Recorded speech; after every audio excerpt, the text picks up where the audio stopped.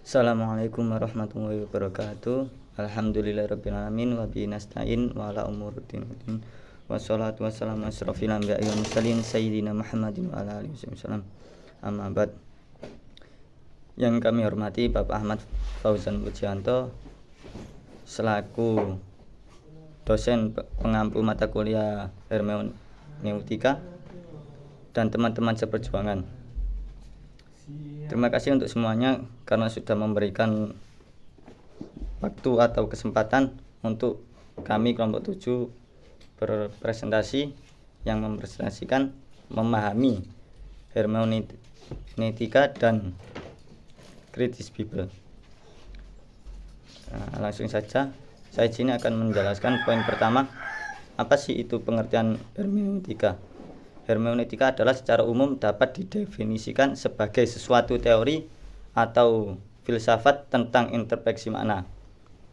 Kata hermeneutika berasal dari kata kerja Yunani yaitu hermeunion yang bermakna menafsirkan atau menginterpretasikan atau menerjemahkan.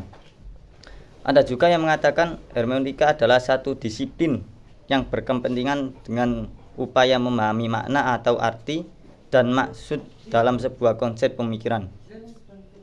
Dalam hal tersebut, masalah makna sesungguhnya yang dikehendaki oleh teks belum bisa kita pahami secara jelas atau masih ada makna yang tersembunyi, sehingga diperlukan penafsiran untuk menjadikan makna itu transparan, terang, atau jelas, atau bisa gambling.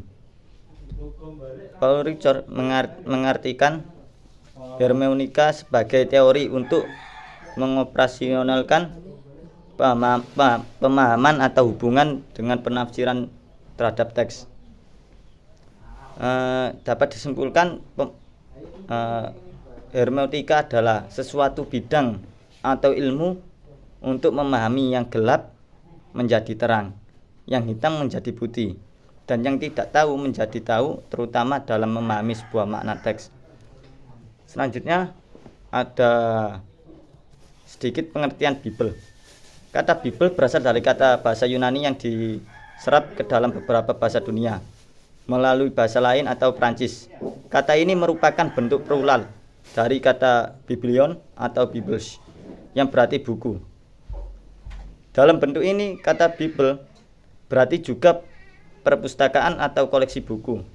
Makna lain dari kata Bible adalah buku yang memiliki otoritas atau karya sastra yang unggul. Atau ada lagi kata makna Bible yang berarti buku yang berisi catatan atau tulisan suci dari agama-agama, sehingga sering juga disebut dengan holy books atau holy writings.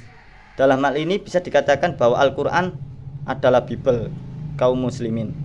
Akan tetapi ketika disebut the Bible, makna yang dimaksud khusus yaitu menunjukkan pada buku yang diterima dari kitab suci Kristiani. The Bible bukan merupakan buku tunggal, tetapi merupakan koleksi dari sejumlah buku atau surat. Bible dibagi dua, yaitu bagian utama atau bagian pertama merupakan bagian terbesar disebut Perjanjian Lama.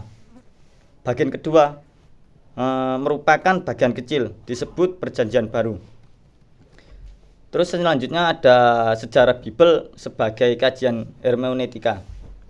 Makna hermeneutika bergeser menjadi bagaimana memahami realitas yang terkandung dalam teks kuno seperti Bible dan bagaimana memahami realitas tersebut untuk diterjemahkan dalam kehidupan sekarang.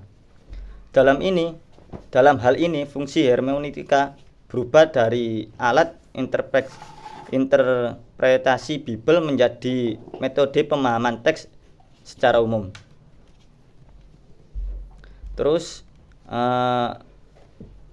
pergeseran fundamental lain yang perlu dicatat dalam perkembangan hermeneutika adalah ketika hermeneutika sebagai metodologi pemahaman berubah menjadi filsafat.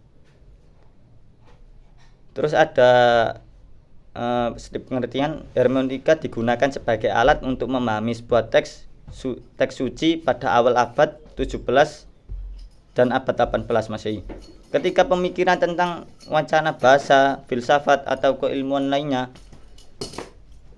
berkembang pesat, hermeneutika mulai dilirik masyarakat Eropa untuk memahami kitab suci Injil. Hal ini bertujuan agar mereka bisa menafsirkan kehendak Tuhan kepada manusia yang telah menafsirkan dalam sebuah teks yang bernama Injil. Sedangkan kajian hermeneutika sebagai sebuah bidang keilmuan yang mampan mulai marak pada abad ke-20. Terus selanjutnya ada poin yang keempat, akan dijelaskan teman kita Ahmad Saifuddin. Waktu saya persilakan. Terima kasih.